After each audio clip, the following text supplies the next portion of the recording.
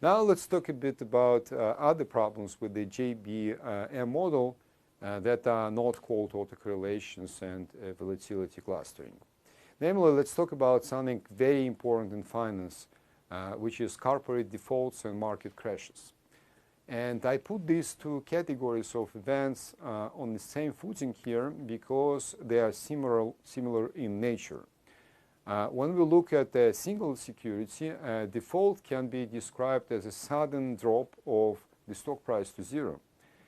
And if instead we consider a model for all stocks simultaneously, then we can consider events of drops of multiple stocks as market crash events. Corporate defaults are similar to transitions to a so-called absorbing state. If a system gets into an absorbing state, it cannot escape it. And this is why such state is called an absorbing state. Now, as we just said, the zero price level x equals 0 could serve as a natural absorbing default boundary for stock price dynamics. However, the problem is that in the GBM model, the boundary x equals 0 is unattainable. That is, it cannot be reached. So, strictly speaking, defaults are incompatible with the GBM model, and because they do not exist in the GBM dynamics. Now, the reason for the absence of default, the reason the absence of default is normally not viewed as a drawback of the GBM model is that truly absorbing default at x equals 0 is usually replaced by some other level x larger than 0 as a default boundary. The default itself is described as a level crossing event for a diffusion described by the GBM process, but actually in a different variable. So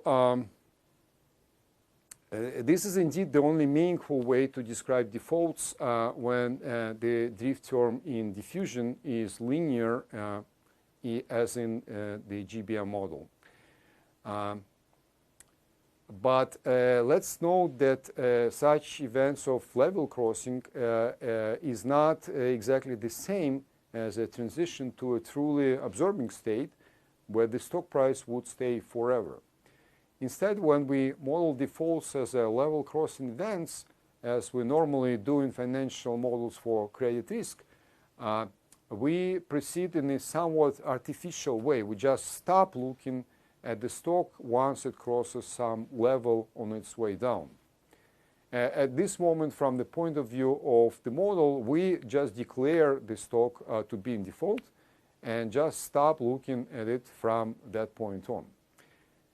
It does not matter with this purely mathematical approach that immediately after the moment of first crossing, the stock may well come back and continue raising and falling and so on.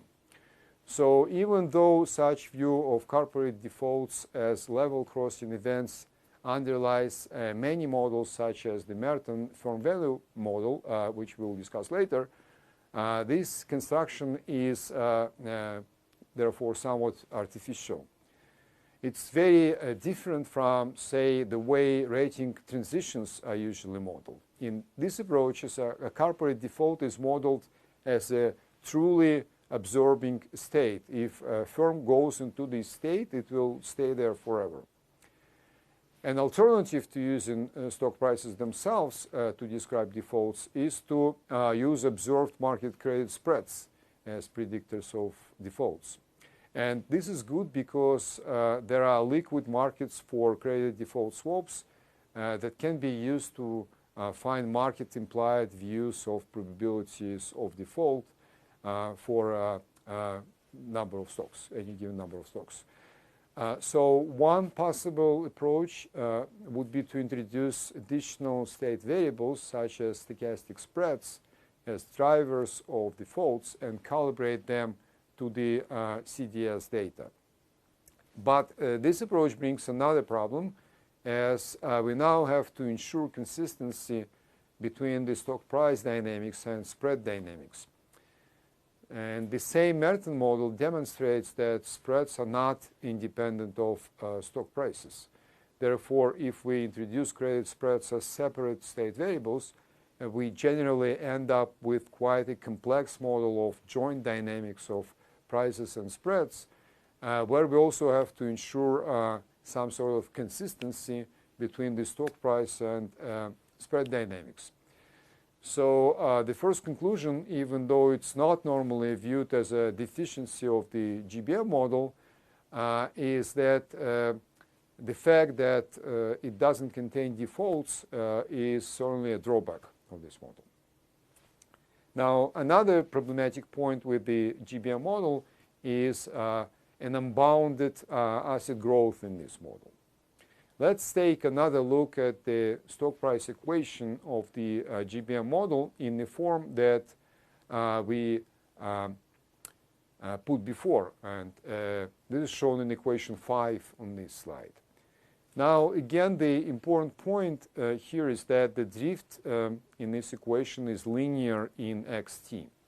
If we now take expectations of in both sides of equation 8, we can obtain an equation for the mean value that we call x bar.